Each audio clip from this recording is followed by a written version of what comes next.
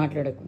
దోసకాయ పచ్చి చేయడానికి కావాల్సిన పదార్థాలు: పచ్చిమిరపకాయలు 2 దోసకాయలు, అంటే ఎన్ని పచ్చిమిరపకాయలు అయినా వేసుకోవచ్చు, మనకు తగినంత, టేస్ట్కి తగినంత. ఇలా పచ్చిమిరపకాయలు వేసి దోసకాయ ముక్కల్ని వేసి నీళ్ళల్లో కొంచెం పసుపు వేసి బాగా ఉడకపెట్టాలి. అందులో కాస్త చింతపండు రేక కూడా వేయాలి. ధనియాలు, పల్లీలు వేయించి పెట్టుకోవాలి. ఈ వేయించి పెట్టుకున్న ధనియాలు, పల్లీలని మిక్సీలో వేసి మెత్తగా పొడయ్యాక అందులో ఈ పచ్చిమిరపకాయలు, ముడికిన దోసకాయ ముక్కలు, ఆ చింతపండు ముక్క అన్నీ వేసి ట్రిప్పర్ కొట్టాలి. మెత్తగా చెయ్యొద్దు, ముక్కలు ముక్కలుగా ఇలా ఉంటే ట్రిప్పర్ కొడితే మంచిగా ఉంటుంది అనమాట. టేస్ట్ రోట్లో నూరిన విధానం రోట్లో నూరినట్టుగా ఉంటుంది, చాలా టేస్టీగా ఉంటుంది. ఓకే, దోసకాయ బజ్జీ పచ్చడి అయినాక మీకు మొత్తం వీడియో అప్డేట్ చేస్తాను. ఇలా అన్ని ముక్కలు వేసి పచ్చిమిరపకాయలు, చింతపండు, పసుపు వేసి ఉడికించాలి. మిక్సీ వేసేప్పుడు కాస్త ఉప్పు వేసుకోవాలి. నీళ్లు లేకుండా ఉడికించుకోవాలి. ఉడికించుకొని వీటిని ముందు పచ్చిమిరపకాయలన్నీ ఇలా సపరేట్గా తీసుకొని మిక్సీ జార్లో వేసుకొని వీటిని బరకగా అయ్యాక లాస్ట్కి దోసకాయ ముక్కలు వేసి డ్రిప్పర్ కొట్టేయాలి. అంటే బరకగా ఉంటుంది. దానికన్నా ముందు వేయించిన పల్లీలు, ధనియాలు మిక్సీలో వేయాలి ఫస్ట్.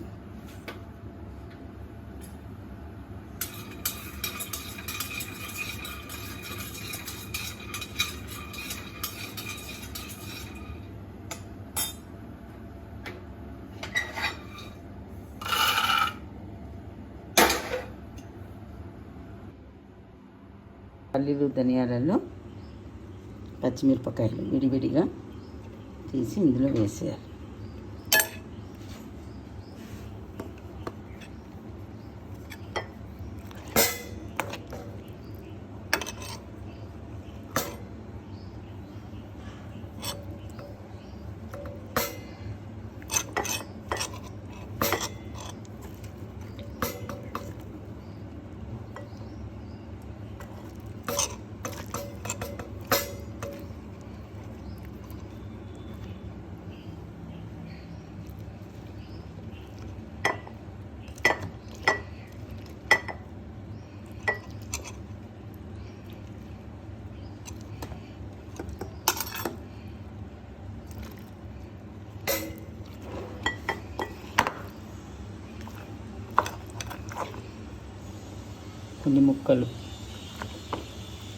కొన్ని ముక్కలు ఇందులో వేసి మిక్సీ పట్టాలి.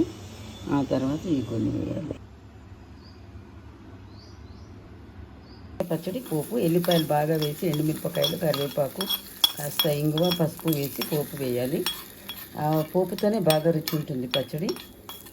ఇదిగోండి, దోసకాయ బజ్జీ పచ్చడి రెడీ.